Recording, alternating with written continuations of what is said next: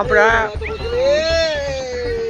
চন্দ্রকোনা পৌরসভা থেকে আমরা বলছি, আমি চেয়ারম্যান প্রতিমা পাত্র, যে আমরা 2025 প্রায় অন্তিম লগ্নে আমরা সব দুঃখ কষ্ট রাগ ক্ষোভ ভুলে গিয়ে আমরা 2026-এ পা দিতে চলেছি।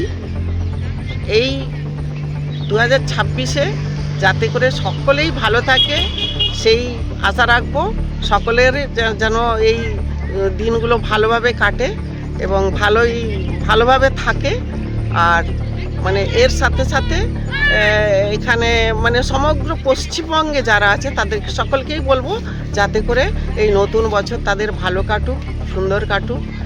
আর মাননীয়া মুখ্যমন্ত্রী মমতা ব্যানার্জির যে উন্নয়নের জোয়ার, তাতে করে সকলকেই বলবো এই উন্নয়নে যেন সামিল হয়।